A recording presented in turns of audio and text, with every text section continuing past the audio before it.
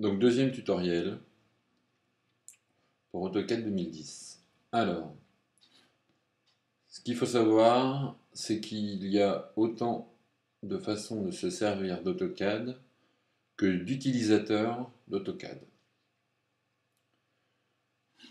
Les personnalisations passent par deux fenêtres. La fenêtre Options qu'on peut avoir donc, comme vous avez vu, passer en cliquant sur le A et en descendant jusqu'à Options. Et là, on peut s'apercevoir déjà d'un certain nombre d'options. Donc, ici, par exemple, pour l'affichage, on a la couleur, ce qui permet de régler l'arrière-plan et tous les détails de couleur dans AutoCAD. Moi, j'ai choisi de travailler en noir. On peut choisir de travailler en blanc. Par défaut, c'est une sorte d'écru. On a la taille du réticule, c'est-à-dire du curseur. Après, on verra dans les détails un peu tout ce qui peut être intéressant.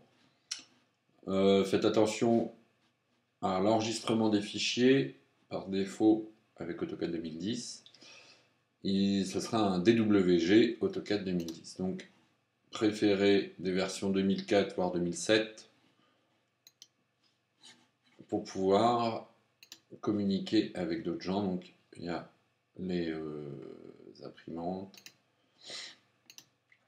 Après, il y a énormément de préférences. Échelle d'insertion. Moi, je travaille, comme je vous disais dans le premier tutoriel, toujours, toutes mes unités sont en millimètres. C'est-à-dire que 1 est égal à 1 millimètre. Donc, si on va voir aussi, il y a une personnalisation de tout ce qui est barre d'outils, onglet, qui se trouve, lui, maintenant, dans plus d'options quand vous allez dans la barre d'accès rapide. Barre d'accès rapide qui existe aussi sous Office, donc c'est des choses déjà qui sont plus connues.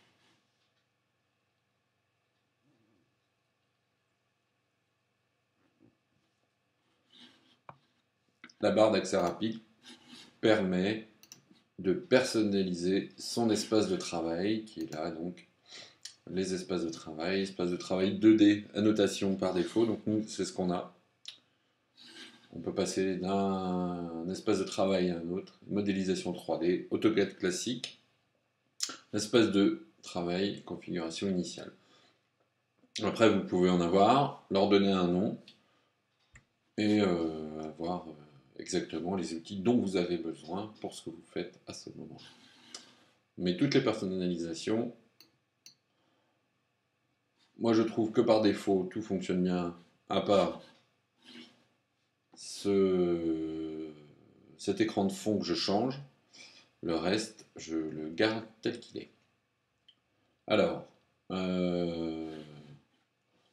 commençons par le début. Donc on se retrouve dans un espace objet.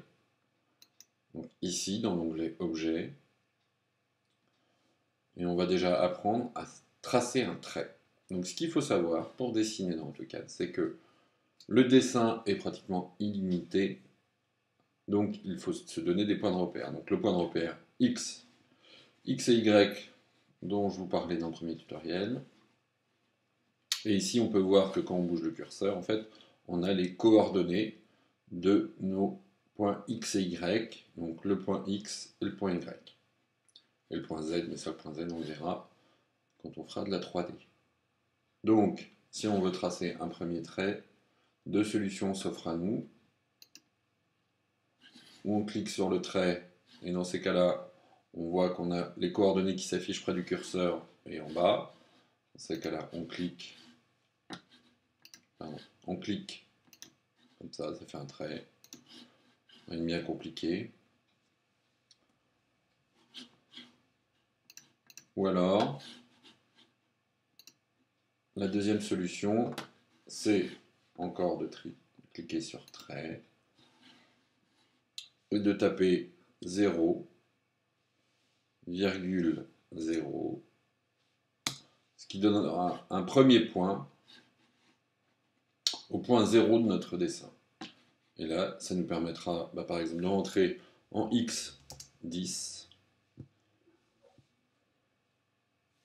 virgule 0.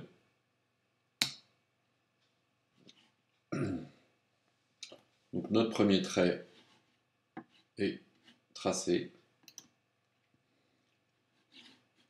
Et il fait 10, excusez-moi, sur 0. 10 étant la valeur de x, 0 la valeur de y. Donc voilà, le deuxième tutoriel est terminé. À vous de faire des traits. Nous verrons la prochaine fois d'autres formes et d'autres choses.